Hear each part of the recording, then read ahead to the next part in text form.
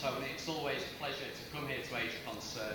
The welcome is always very warm and friendly, and the building is always very busy and bustling, which is exactly what a building and facility like this should be. I'm absolutely delighted to be here at the launch of this year's Older Persons Month, and let me take this opportunity on behalf of the City Council to welcome Councillor Sprayson from the County Council and everyone else, all the organisations with stalls exhibiting today, and most importantly, all the guests here as well.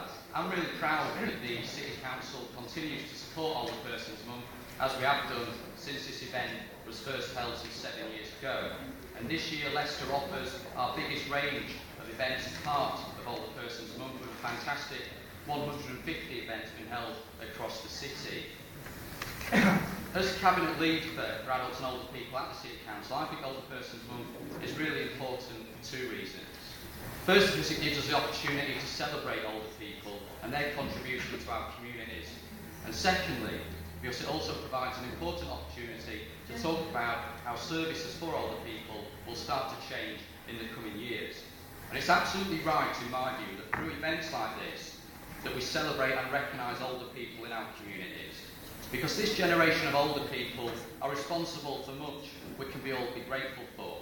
Today's older people in Leicester and Leicestershire are the generation that works our local industries, as my grandparents in another part of the country did, which in turn created the wealth, the economic fabric of our city and county, that economic fabric, those communities that our towns and cities now thrive on. It's today's older people that work the textile mills, in the boot and shoe factories, who mine the coal out in the county, and who taught in our schools.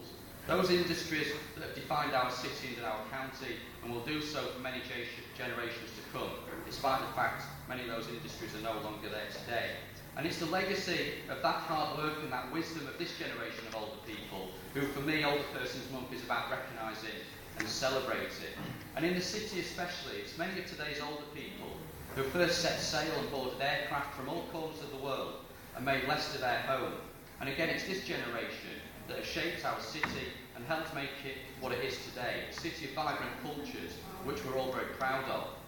So whenever I talk to older people and hear the stories of their lives, whether it's a story of moving from a different part of the world and settling to build a new life here in Leicester, or whether it's a story of many years' hard work in our traditional local industries, or of serving in the world wars, which of course many of this generation of older people did with courage and sacrifice I can't begin to imagine. Whenever I hear these stories, I'm inspired and I'm proud. But I'm also motivated and determined, because as the politician in the city responsible for older people's services, and like David is in the county, I'm absolutely determined that we shape our services to respond to the needs and aspirations of this and future generations of older people. And that means looking radically at the way we provide services and how we respond to the demand from people for more dignity, more personalisation and more choice over the types of services they want. And that's something we're actively doing in the city, and we'll have a chance later this year to discuss more when we launch Later Life Matters, which is our new older person strategy. And for me, this is absolutely the right thing to do. It's the best possible way to celebrate and recognise the contribution of this generation of older people and everything they've contributed to our communities and our society. And it's through by creating that new generation of services which respond to changing needs, people's new demand for choice and control, that we do that. So for me, the 20th century, right from beverage and the welfare state, was about providing a good range of universal services to meet common needs. The 21st century is about creating a generation of services that provide individualised services, which embed choice, personal dignity, and which genuinely empower service users. And this won't be an easy journey, but it's absolutely one that I'm committed to, and the City Council are committed to delivering, and most importantly, a journey which we're committed to working with service users on. Let me finish by thanking everyone and all the organisations involved in organising today's event and who are involved in Older Persons Month. I'm really looking forward to attending some of the events over the month. And whatever your involvement in this year's Older Persons Month, I wish you well.